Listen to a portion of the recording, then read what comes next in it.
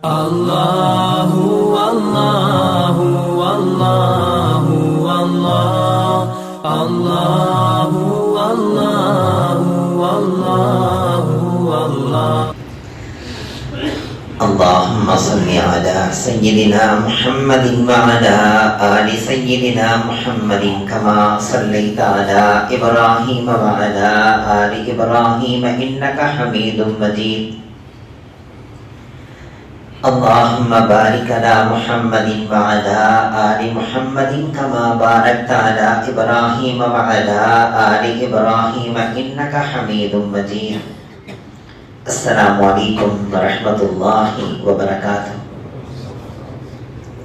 Alhamdulillahi rabbil alamin.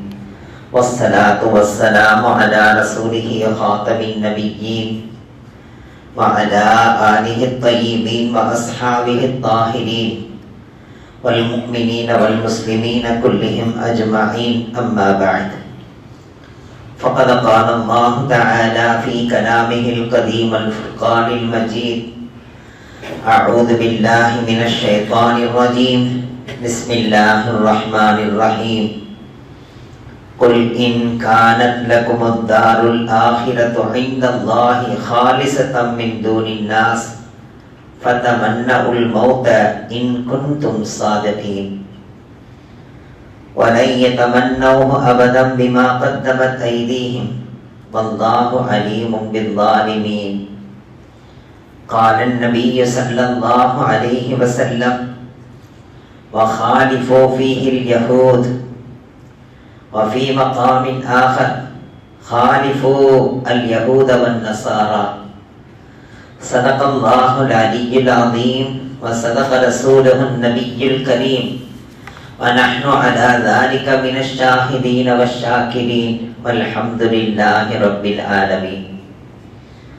அன்பினிந்த பெரியோர்களே, அருமை சகோதரர்களே, அல்லாஹ் நம்மை முஸ்லிமாக வாழ வைத்துக் கொண்டிருக்கிறார்.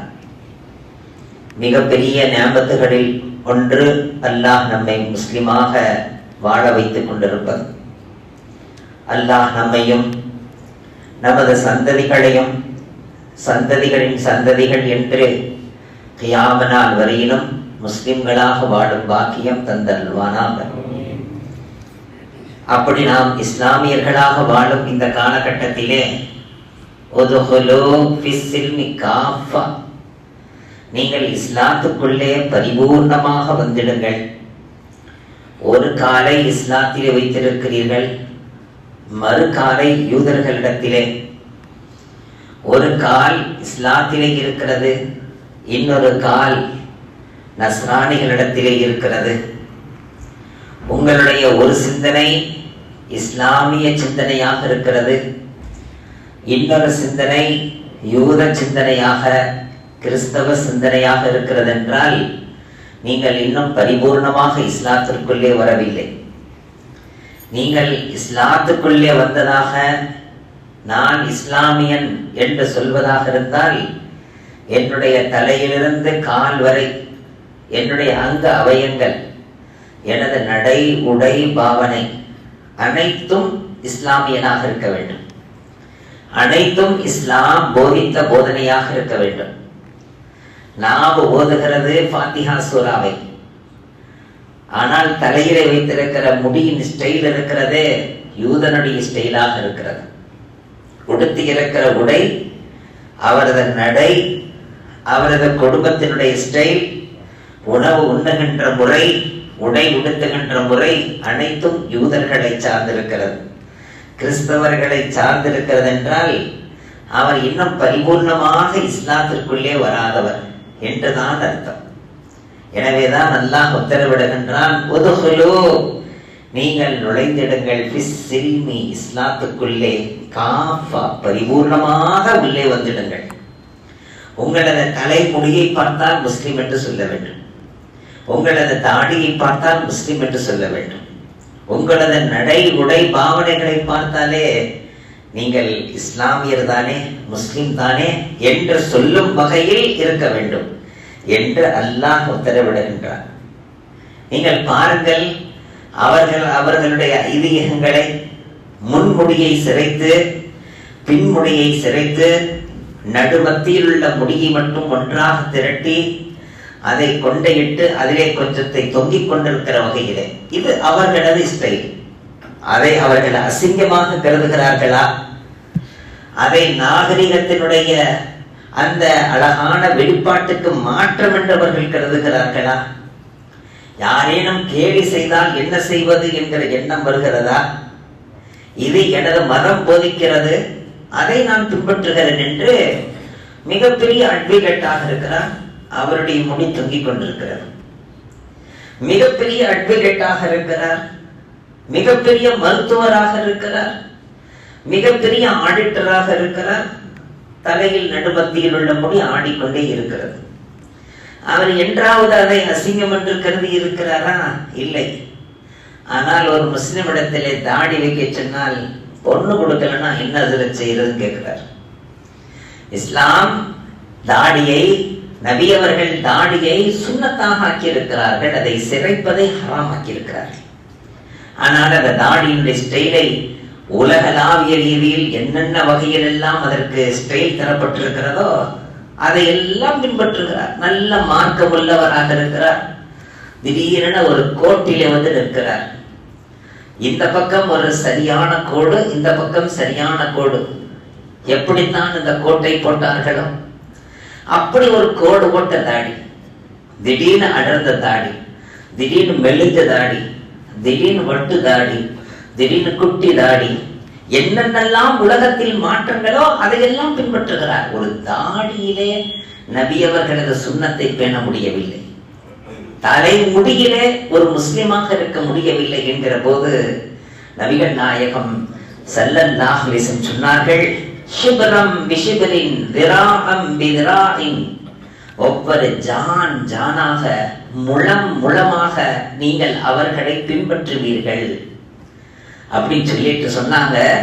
ஒரு சின்னதொரு பொந்து, அது உடும்பு உள்ளே இருக்கிற பொந்து, அந்த சந்துக்குள்ளே பொந்துக்குள்ளே ஒருவன் தலையை உள்ளே விட்டு அந்த உடும்பை பார்ப்பதற்காக அவர்கள் அப்படி செய்தால் அவர்கள் தலையை எடுத்த மாத்திரத்தில் ஒரு முஸ்லிம் தனது தலையை நுழைப்பான். அவர்கள் என்ன செய்கிறார்களோ அதையெல்லாம் ஒரு முஸ்லிம் செய்வான் என்றார்கள் நபிகள் நாயகம் ஸல்லல்லாஹு அலைஹி வஸல்லம். மிக கவலையோடு சொன்னார்கள். உடனே சஹாபாக்கள் கேட்டார்கள், அவர்கள் அவர்கள் அவர்கள் என்கிறீர்களே யா ரசூலல்லாஹ், அவர்கள் யார்? அவர்களை பின்பற்றுவீர்கள், அவர்களை பின்பற்றுவீர்கள், அதுவும் ஜான் ஜானாக முழம் முழமாக பின்பற்றுவீர்கள் என்கிறீர்கள். அவர்கள் உடும்பினுடைய துவாரத்துக்குள்ளே தனது தலையை நுழைத்தால் நீங்களும் நுழைப்பீர்கள் என்கிறீர்களே. அதே போன்றுதான் அவர்கள் செய்கின்ற காரியத்தை நபி அவர்கள் சொன்னார்கள். அவர்கள் உலகத்திலே ஒரு ஃபேஷனை கொண்டு வருவார்கள். அந்த ஃபேஷன் என்ன தெரியுமா? ஆண் ஆணை மட்டுமே நேசிப்பான், பெண் பெண்ணை மட்டுமே நேசிப்பாள். ஏன் அப்படி வாழக்கூடாது என்கிற கலாச்சாரத்தை கொண்டு வருவார்கள். எனக்கு பயமாக இருக்கிறது, எனது உம்மத்திலேயும் இந்த நிலை உள்ளே ஊடுருவி லூத் அலைஹிஸ்ஸலாமுடைய கௌமுக்கு என்ன தண்டனை இறங்கியதோ அந்த தண்டனை எனது உம்மத்திலேயும் இறங்கி விடுமோ என்று நான் பயப்படுகிறேன் என்றார். அதையும் அவர்கள் தான் அறிமுகப்படுத்துவார்கள். எதை ஹராம் என்று அல்லாஹ் ஆக்கியிருக்கிறானோ அதிலே கொஞ்சம் கூட ஹராம் என்கிற உணர்வே இல்லாத அளவுக்கு அதை ஹலாலை போன்று, ஏன் அதை விட மிக கட்டாயமானது போன்று ஆக்கி உலக மன்றத்திலே அதை கொண்டு வந்து அனைவரையும் அதை பின்பற்ற வைத்திடுவார்கள் என்று சொன்னபோது சஹாபாக்கள் கேட்டார்கள், யா ரசூலல்லாஹ், அப்படி என்னவாக இருக்கும்? உடனே நபி அவர்கள் சொன்னார்கள், இந்த மியூசிக்குகளையும் மியூசிக்கினுடைய கருவிகளையும் உடைத்து நசுக்கி எனது காலுக்கடையிலே புதைப்பதற்காக நான் வந்தேன். ஆனால் பின்னால் ஒரு காலத்திலே இவர்கள் செய்கின்ற அட்டுழியம் எப்படி இருக்கும் என்றால், அத்துணை முஸ்லிம்களுடைய வீடுகளிலேயும், அத்துணை முஸ்லிம்களுடைய கலாச்சாரங்களிலேயும், அத்துணை முஸ்லிம்களுடைய இயல்பு வாழ்க்கையிலேயும் மியூசிக் என்பது ஒரு சாதாரண விஷயமாக மாறும். அதை அவர்கள் செய்து முடிப்பார்கள் என்றார். உண்மையா இல்லையா பெரியவர்களே? வீட்டின் கதவில் ஒட்டி இருக்கக்கூடிய பெல்லை அழுத்தினால் அங்கிருந்து துடக்கும். அங்கே மீசு கடிக்கிறது. பள்ளியிலே தொழுது கொண்டிருந்தால் தொழுகையிலே அல்லாஹுக்கும் நமக்கும் மத்தியில் இருக்கக்கூடிய ராபித்தாவை துண்டிக்கிற அளவுக்கு அடிக்கிறது. சில நேரங்கள் பாடலாகவே படிக்கிறது, சில நேரங்களில் பள்ளியே தூக்கி கொண்டு போகிற அளவுக்கு ஜிங்கு ஜிங்கு ஜிங்கு ஜிங்கு ஜிங்கு. அதை அணைக்கவும் மாட்டார். அதை தொழுகையை உடனே முடித்து அதை அணைத்து விட்டால் பரவாயில்லை. ஏனென்றால் அவர் தொழுது கொண்டிருக்கிறார், அதை செய்தால் தொழுகை முடிந்திடுமோ என்று நினைக்கிறார். ஆனால் அத்தனை பேருடைய தொழுகையும் பணமாகிறதே என்கிற அந்த கவலையே இல்லாமல் அதை குற்றமாக நினைக்கிறாரா? எந்த முஸ்லிமும் அதை குற்றமாகவே நினைக்காத அளவுக்கு ஊடுருவ செய்தது யார்? நினைத்து பாருங்க. அது மட்டுமா? புகைப்படம். அந்த காலத்திலே புகைப்படம் என்றாலே என்னங்க இப்படி ஹராம் செய்றீங்க என்று அந்த அளவுக்கு கடுமையாக பேசுகின்ற ஒரு காலம் போய் என்று சர்வசாதாரணமாக உலமாக்கள் கூடியிருக்கிற மஜ்லிஸிலே வைத்து அதுல உங்களை நான் ஒரு போட்டோ எடுத்துக்குவா அப்படின்னு கேட்கிறார். உடனே அந்த உங்களை ஒரு போட்டோ எடுத்துக்குவா. நிலைமை இந்த நிலைக்கு ஆளாகிவிட்டதே என்று நினைத்தால் உண்மையிலேயே மிக வருத்தமாக இருக்கிறது. எந்த ஹராமும் ஹராமாகவே தெரியாத அளவுக்கு ஸ்லோ பாய்சன் அவர்கள் செய்தது கடுமையான வேலையை செய்தார்கள். அல்லாஹ் இந்த யூதர்களுக்கு ஹலாக்கை தருவானாக நபி அவர்கள் பத்துவா செய்தார். உடனே சஹாபாக்கள் கேட்டார்கள், யா ரசூலல்லாஹ், ஏன் அவர்களுக்கு பத்துவா செய்கிறீர்கள்? வேற என்ன செய்வது? அல்லாஹ் ஹராமாக்கிய ஒன்றை ஹலாலாக்கி விட்டார்கள். அல்லாஹ் ஹராமாக்கிய ஒன்றை இவர்கள் தந்திரத்தால் மந்திரத்தால் அதை ஹலாலாக்க பார்த்தார்கள். எனவே அல்லாஹ் நாசமாக்குவானா? சஹாபாக்கள் கேட்டார்கள், அப்படி என்ன செய்தார்கள் யா ரசூலல்லாஹ்? அல்லாஹ் இவர்களுக்கு கொழுப்பை ஹராமாக்கி இருந்தான். பனி இஸ்ரவேலர்களுக்கு கொழுப்பை அல்லாஹ் ஹராமாக்கி இருந்தான். நபியர் சொன்னார்கள், அல்லாஹுக்கே எல்லா புகழும், பனி இஸ்ரவேலர்களுக்கு ஹராமாக்கிய கொழுப்பை எனது உம்மத்துக்கு ஹலாலாக்கி தந்த ரப்புக்கே எல்லா புகழும் என்றார். ஏனென்றால் கொழுப்பிலே அவ்வளவு நன்மைகள் இருக்கிறது, நன்மை தருகின்ற கொழுப்பு இருக்கிறது. அனைத்தையும் நாம் முதலி தள்ளுவதற்கல்ல. அல்லாஹ் அவர்களுக்கு கொழுப்பை ஹராமாக்கினான், இந்த உம்மத்துக்கு ஹலாலாக்கினான். ஆனால் அவர்கள் என்ன செய்தார்கள்? கொழுப்பை சாப்பிடுவது தானே ஹராம். எனவே கொழுப்பை உருக்கி அதை நாங்கள் விற்பனை செய்து காசை நாங்க இஷ்டப்பட்ட பொருளை வாங்கி சாப்பிட்டுக்கிறோம். ஒரு ஹராமை எப்படியெல்லாம் ஹலாலாக்க வேண்டும் என்கிற அந்த யுக்திகளை சொல்லிக் கொடுத்து அல்லாஹுவின் கோபத்துக்கு ஆளானவர்கள் என்று நபி அவர்கள் சொன்னார்கள். இன்று நீங்கள் பார்க்கலாம், இஸ்லாமிய வாலிபர்கள், நல்ல படித்தவர்கள், பட்டதாரிகள் என்று இருப்பவர்கள், இன்று நமது பிள்ளைகள் நல்ல படிக்க வச்சு கொண்டு வந்துட்டோம். ஆனால் அவர்கள் 2 துண்டு இறைச்சியை போட்டால் அங்கே கசாப்பு கடைக்காரர் எவ்வளவு கழிப்பாரோ அதை விட நேக்கா கழிக்கிறார். அழகா கழிச்சு இதுல இருந்து பிச்சு அதுல இருந்து பிச்சு போட்டு வெறும் கறியை சாப்பிடுறார். என்னன்னு கேட்டா கொலஸ்ட்ரால் அப்படின்றார். அடே, இந்த கொலஸ்ட்ரால் தான் உன்னுடைய மூட்டுகளுக்கு ஒரு 80 வயதாக நேரத்திலே இந்த மூட்டுகள் நல்ல முறையில் இயங்குவதற்கு இது பயன்படும். நீ கொழுப்பை மட்டும் உன்னை சாப்பிட சொன்னால் நீ யோசிக்கலாம். அதில் இருக்கக்கூடிய அனைத்தையும் எடுத்துவிட்டு அவன் அறிந்தோ அறியாமலோ, அவன் தெரிந்தோ தெரியாமலோ அவர்களை பின்பற்றி உணவு முறைகளிலேயும் அப்படித்தான் வாழ்கிறார். சஹாபாக்கள் கேட்டார்கள், யா ரசூலல்லாஹ், அவர்களை பின்பற்றுவார்கள் என்று நீங்கள் சொல்கிறீர்களே, அவர்கள் யார்? அவர்கள் தான் யூதர்கள், அவர்கள் தான் கிறிஸ்தவர்கள், வேறு யார் என்றார்கள் நபிகள் நாயகம் ஸல்லல்லாஹு. என்று நமது வாழ்க்கை நடைமுறை அப்படித்தானே இருக்கிறது பெரியவர்களே. அவர்கள் யார் தெரியுமா? அவர்கள் தங்களை பற்றி என்ன சொல்லிக் கொண்டார்கள் தெரியுமா? குர்ஆனிலே, ஒட்டுமொத்த குர்ஆனிலே இவர்களை பற்றிய செய்திகள் தான் அதிகம். இவர்கள் சொன்னது செய்தது, அல்லாஹ் அவர்களை தண்டித்தது, அல்லாஹ் அவர்களுக்கு செஞ்ச உபகாரம் என்று குர்ஆன் முழுக்க இவர்களை பற்றி தான். ஏனென்றால் உலகத்தில் வந்த சமுதாயத்திலேயே இவர்களுக்கு அல்லாஹ் செஞ்ச நியாமத்துகளை போன்று ஒரு எந்த கவுமுக்கும் அல்லாஹ் நியமம் செய்யவில்லை. அவ்வளவு நியாமத்தை பெற்றவர்கள்.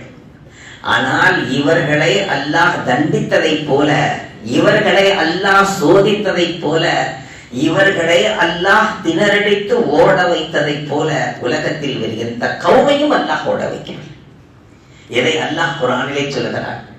இவர்களுக்கு நல்லதை நாம் தருவோம், ஆனால் இது வேண்டாம், எங்களுக்கு வேறதான் வேண்டும் என்று கேட்பார்கள். வானத்திலிருந்து மண்ணு செல்வாவை இவர்களுக்குத்தான் அல்லாஹ் இறக்கினான். உலகத்திலே வேறு எந்த கவுமுக்காவது ஐஸ்கிரீம் மேலிருந்து இறங்கியதா? வானத்திலிருந்து ஐஸ்கிரீம் இறங்கியது பெரியவர்களே. வானத்திலிருந்து பொறித்த காடையும் கௌதாரிகளும் இறங்கியது என்றால் நினைத்து பாருங்கள், எப்படிப்பட்ட கௌம். எந்த கவுமுக்காவது இப்படி ஒரு சுகத்தை அல்லாஹ் தந்தானா? மேகங்கள் எல்லாம் குடைபிடித்த கௌம் இந்த கௌமுதான். இவர்களுக்காக வேண்டிய நைல் நதியை 12 பாகங்களாக பிரித்து ரோடு அமைத்து இவர்களை அல்லாஹ் காப்பாற்றினார். அப்படிப்பட்ட கௌம் சாதாரணமான கௌமா?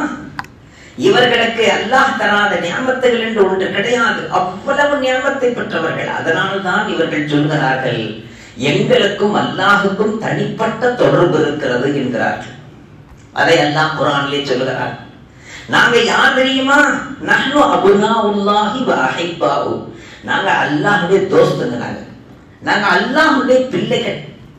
எங்களுக்கு அல்லாஹ் மத்தியில மறைமுகமான நிறைய ஒப்பந்தங்கள் நடந்திருக்கு. அதெல்லாம் உங்கள்கிட்ட சொல்ல அவசியம் இல்லை. எங்களுடைய ஒப்பந்தங்கள்ல ஒரு ஒப்பந்தம் என்ன தெரியுமா? நாங்கள் நினைத்தவர்களை கொலை செய்வோம், நாங்கள் நினைத்தவர்களிடத்திலிருந்து கொள்ளையடிப்போம், நாங்கள் விபச்சாரம் செய்வோம், உலகத்தில் என்னென்ன குற்றங்கள் இருக்கிறதோ அனைத்து குற்றங்களையும் நாங்கள் செய்வோம். ஆனால் எங்களுக்கு பிடி என்பது கிடையாது, எங்களுக்கு எந்த தண்டனையும் கிடையாது. காரணம், அப்படியே இறைவன் தண்டித்தாலும் கூட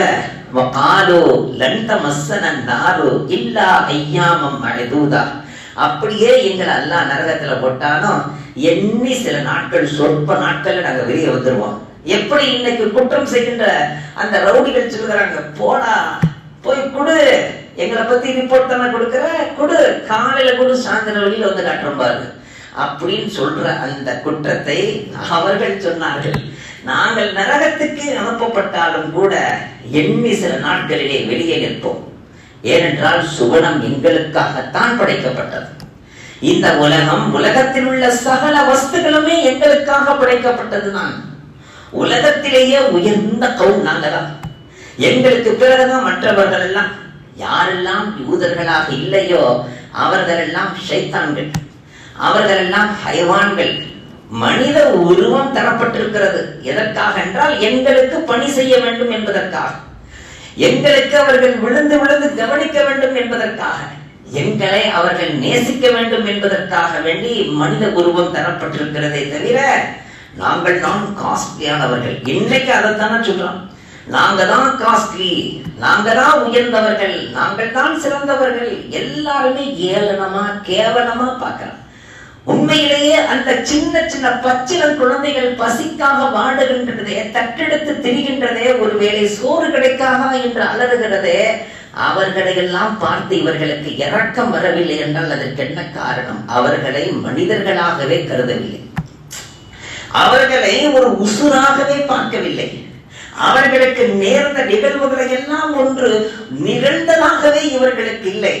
ஆனால் இன்று அவர்களுக்கு நிகழ நேரத்தில் தான், இன்று அவர்கள் பதறியடித்து ஓடுகிற நேரத்தில் தான் அவர்களுக்கு புரிகிறது உயிர் என்பது எவ்வளவு முக்கியமானது என்று. அந்த உயிருக்கு நேரகன்ற அலறலும் பயமும் பீதியும் அது எவ்வளவு கடுமையானது என்பதை அல்லாஹ் உணர வைக்கின்றான். அல்லாஹ் குர்ஆனிலே சொல்லுகின்றான், உங்களுக்கு நாங்கள் மண்ணு செல்வாவை தந்தோம், ஆனால் நீங்கள் பூண்டையும் வெங்காயத்தையும் கேட்டவர்கள் தானே. அல்லாஹ் சொல்லுகின்றான் குர்ஆனிலே, நீங்கள் கேவலத்தை நீங்களே கேட்டு வாங்கியவர்கள். உங்களை கண்ணியமாக வைக்க நான் நினைத்தேன், ஆனால் நீங்கள் கேவலத்தை கேட்டு வாங்கியவர்கள். எனவே உங்கள் மீது கேவலம் எழுதப்பட்டு விட்டது. அல்லாஹ் குர்ஆனிலே சொல்கிறான், உங்களுக்கு கேவலம் எழுதப்பட்டு விட்டது, கியாம நாள் வரையிலும் நீங்கள் கேவலப்படுவீர்கள். அல்லாஹ் சொல்கின்றான், உங்களுக்கென ஒரு தனி நாடோ, உங்களுக்கென ஒரு தனி இடமோ இருக்காது. நீங்கள் அடுத்தவர்களின் நாட்டை பிடித்துத்தான் நீங்கள் இருக்க முடியும், ஆனால் அதிலேயும் நிரந்தரமாக இருக்க மாட்டீர்கள். அங்கிருந்து நீங்கள் துரத்தப்படுவீர்கள், அங்கிருந்து நீங்கள் விரட்டப்படுவீர்கள். மீண்டும் கேவலம், மீண்டும் ஏதாவது இடத்தை பிடிப்பீர்கள், அங்கிருந்தும் நீங்கள் அடிபடுவீர்கள், உதைப்படுவீர்கள், அங்கிருந்தும் நீங்கள் விரட்டப்படுவீர்கள். இது குர்ஆன் சொல்லுகின்ற உண்மை. ஹர்கத் என்கிற ஒரு மரம், நபி அவர்கள் சொல்கிறார்கள், ஹர்கத் என்கிற ஒரு மரம், அந்த மரத்தை அவர்கள் மிகவும் நேசிப்பார்கள். ஒவ்வொரு வீட்டுக்கு முன்னாலேயும் அந்த ஹர்கத் என்கிற மரத்தை நட்டு வைப்பார்கள். இன்று வரையிலும் எந்த அளவுக்கு அவர்கள் நம்புகிறார்கள் எம்பெருமானாரின் சொல்லை, எந்த அளவுக்கு அவர்களது பயம் பீதி இருந்தும் கூட ஈமான் ஏற்கொள்ளவில்லை. எம்பெருமானாரின் சொல்லின் மீது அவ்வளவு நம்பிக்கை இருக்கிறதே, ஏன் கலிமா சொல்லவில்லை அவர்கள்? என்ன காரணம்? ஒவ்வொரு வீட்டுக்கு முன்னாலேயும் இந்த ஹர்கத் என்கிற மரத்தை நட்டு வைப்பார்கள். நபிகள் நாயகம் ஸல்லல்லாஹு அலைஹி வஸல்லம் சொன்னார்கள், அது யூத மரம் என்றார்கள். அந்த மரம் பேர் என்ன? யூத மரம். ஏனென்றால் நான் கியாம நாளையிலே, கியாமத் நெருங்கும் நேரத்திலே ஒரு கால் நெருங்கிவிட்டதோ என்று தோணுகிறது. அந்த ஹர்கத் என்கிற மரத்தை தவிர்த்து வேறு எந்த வஸ்துகளும் அவர்களை காப்பாற்றாது. அவர்களை எந்த வஸ்துவும் காப்பாற்றாது. ஒரு சுவருக்கு பின்னால் ஒளிந்திருந்தால் சுவர் பேச ஆரம்பித்து விடும். ஓ முஸ்லிமே, நீ யாரை தேடுகிறாய்? இதோ என் பின்னால் மறைந்திருக்கிறான் என்று சுவர் சொல்லும். ஒரு பாறை, அந்த பாறைக்கு பின்னால் மறைந்திருந்தால் பாறை சொல்லும், ஓ முஸ்லிமே, யாரை தேடுகிறாய்? இதோ நீ தேடக்கூடியவன் என் பின்னால் ஒளிந்திருக்கிறான் என்று சொல்லும். உலகத்தில் எல்லா வஸ்துகளும் பேச ஆரம்பிக்கும் என்று சொல்லிவிட்டு இந்த ஹர்கத் என்கிற மரம் மட்டும் அவனை பாதுகாக்கும், அவனை காட்டி கொடுக்காது, அவனை மாட்டி கொடுக்காது, அது மட்டும் பேசாது என்று நபி அவர்கள் சொன்னதை நம்பி அந்த ஹர்கத் என்கிற மரத்தை ஒவ்வொரு வீட்டுக்கு முன்னாலும் நட்டு வைத்திருக்கிறார்கள். ஒரு கால் கியாமத் வந்தால் மரத்தடியிலே போய் பின்னால் ஒளிந்து கொள்ளலாம் என்று. எம்பெருமானாரின் சொல்லின் மீது இவ்வளவு நம்பிக்கை ஏற்பட்ட இவர்கள் ஏன் கலிமா சொல்லவில்லை தெரியுமா பெரியவர்களே? அந்த சரித்திரத்தை நாம் தெரிந்து கொள்ள வேண்டும் என்பதற்காகத்தான் இன்றைய தினம் இந்த செய்திகளை எல்லாம் கொண்டு வந்தேன். நபிகள் நாயகம் ஸல்லல்லாஹு அலைஹி வஸல்லம் அவர்களும் சஹாபாக்களும் சேர்ந்து ஒன்றாக போய்கொண்டிருந்த நேரத்திலே ஒரு மரத்தை பார்த்தார்கள்.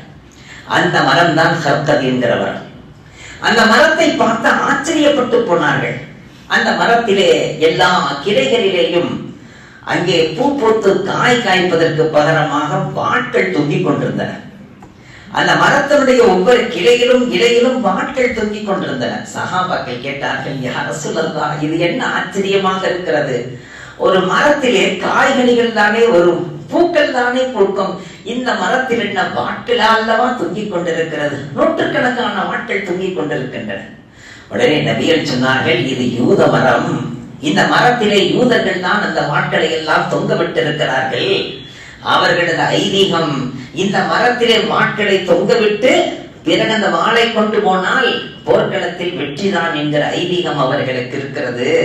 எனவேதான் இந்த மரத்திலே வாட்களை தொங்க விட்டு போகிறார்கள் என்று. உடனே சஹாபாக்கள் கேட்டார்கள், யா ரசூலல்லாஹ், எங்களுக்கும் அப்படி ஏதாவது ஒரு மரம் இருந்தா நல்லா இருக்குமே. உடனே நபி அவர்கள் சொன்னார்கள், அல்லாஹ் மூசா அலைஹிஸ்ஸலாத்துக்கு ரஹ்மத் செய்வானாக, பாடாய் படுத்து எடுத்த கௌம் இது. அந்த மூசா அலைஹிஸ்ஸலாத்தினுடைய கௌமை நான் நினைத்து பார்க்கிறேன், மூசாவை என்ன பாடுபடுத்தினார்கள் என்று. நீங்களும் அப்படி என்னை பாடுபடுத்த நினைக்கிறீர்களா? நீங்களும் ஆரம்பித்து விட்டீர்களா? அப்படி என்றால் இந்த எந்தெந்த விஷயங்களாக இருந்தாலும் அந்த விஷயத்திலே யூதர்களின் நடைமுறை என்ன என்பதை நாம் விலக்கி வைத்திருக்க வேண்டும். அதிலிருந்து விடுபட்டு அதிலிருந்து வெளியேறி முஸ்லிமாக வாழுவதற்கு நாம் பழக வேண்டும். இன்று எந்த அளவுக்கு ஆக்கி விட்டார்கள் தெரியுமா? அவர்களது நடைமுறை எப்படி இருக்கும் தெரியுமா? நபி அவர்கள் மீது பாறையை உருட்டி நபி அவர்களை கொலை செய்ய நினைத்தவர்கள் அவர்கள்தான்.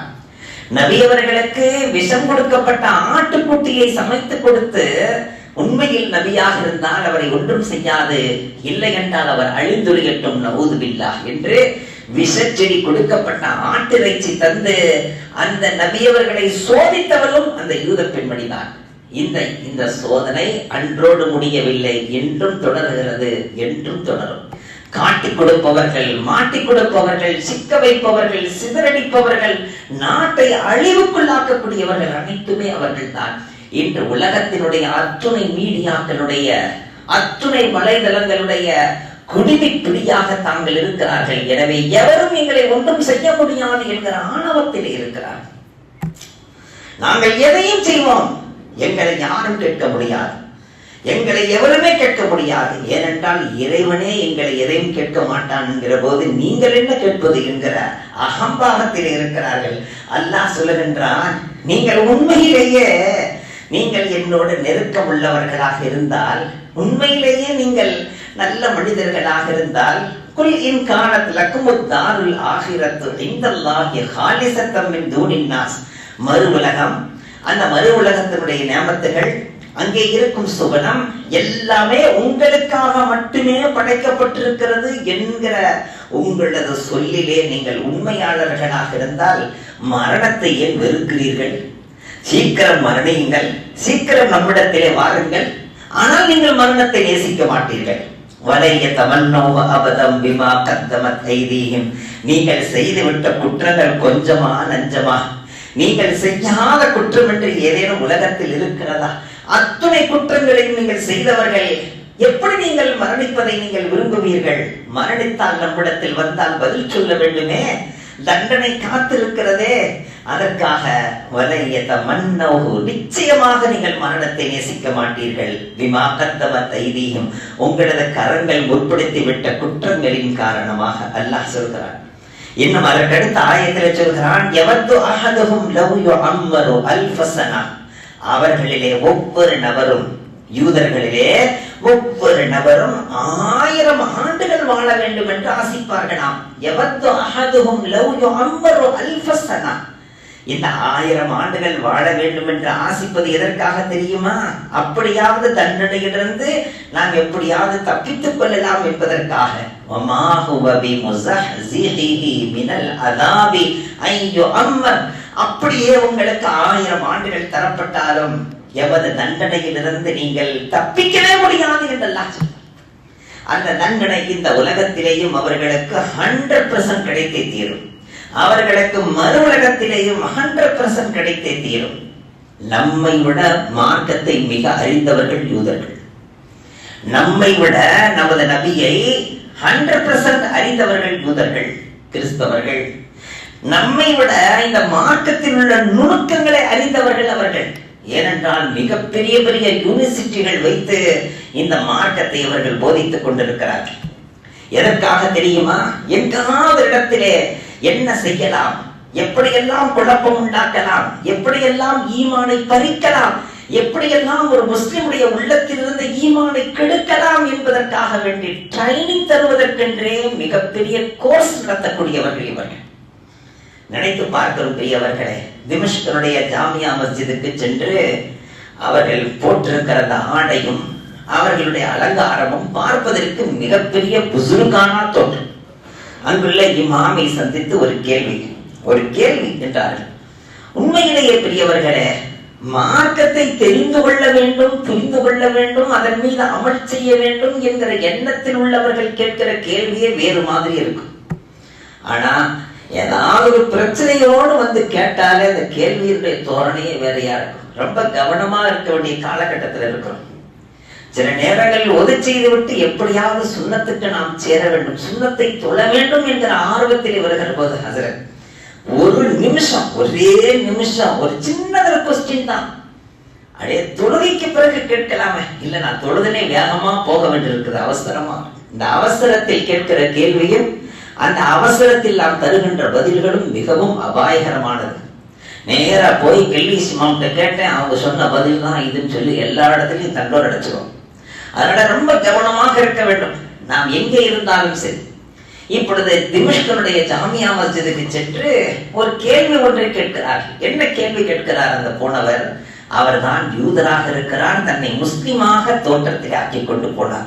நபிகள் நாயகம் ஸல்லல்லாஹு அலைஹி வஸல்லம் அவருடைய பள்ளியிலே, மஸ்ஜித் நபவியிலே நபி அவர்கள் தொழுவதற்காக தக்பீர் கட்டி நின்றால் தொழ வைக்க முடியாமல் திணறுவார்கள். சில நேரங்களில் ஆயத்துகள் நாவிலிருந்து வராமல் திணறும்.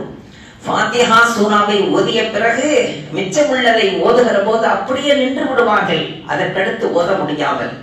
தொழுகை முடித்த பிறகு கேட்பார்கள், ஏன் என்னை இவ்வளவு கஷ்டப்படுத்துகிறீர்கள் என்று கேட்பார்கள். அங்கே உள்ளே சஹாபிகளோடு தன்னையும் முஸ்லிமாக காட்டிக்கொண்டு யூதர்கள் உள்ளே வந்து விடுவார்கள். மந்திரங்கள் செய்வது, தந்திரங்கள் செய்வது, சூனியங்கள் வைப்பது, ஷைத்தானை ஏவி விடுவது, இவைகள் அனைத்திலேயும் கை கண்டவர்கள், கரை கண்டவர்கள். அல்லாஹ் நம்மை பாதுகாக்க வேண்டும். சென்றவர் கேட்கிறார், இந்த அஸ்ஹாபுல் கஹ்ஃப் என்று குர்ஆனிலே வருகிறதே ஹஸ்ரத், அதுல வெளியில ஒரு நாய் உட்கார்ந்ததா சொல்றாங்களே, அந்த நாய் அவங்களை எல்லாம் பாதுகாத்துச்சுன்னு அல்லாஹ் குர்ஆன்ல சொல்றானே, அந்த நாயும் நாளைக்கு சோனத்துக்கு போகுண்டு வர சரித்திரம் இருக்கிறதே. சோனத்து நாய் அல்லவா, அது என்ன கலர்ல இருந்துச்சுன்னு உங்களுக்கு தெரியுமான்னு. அது என்ன கலர்ல தான் நமக்கு என்னங்க, அதனுடைய அஹ்லாக்கை தான் அல்லாஹ் சொல்றான். இஸ்ரே நூஹ பாபதா பினிஷிஸ்த் खानदाने नुबुवतश गुमशुद सगे अस्हाबे का பேரு நேகா கிரிஃப்து மருதும் சுது. நல்லவர்களின் அடிச்சுவடுகளை பின்பற்றிய நாய் மனிதனாக மாறியது என்று ஷேக் சாதி ரஹ்மத்துல்லாஹி அவர்கள் படிக்கிறார். அந்த நாயை குறித்து கேட்கிறான். அந்த நாய் கருப்பா வெள்ளையா மஞ்சளா? உடனே ஹஸரத்துடைய தலை சுத்துது. ஏதாவது பதில் சொல்லி ஆகணும். நல்ல நாய், உயர்ந்த நாய், சிறந்த நாய் அல்லாஹ் போட்டிருக்கிறான்.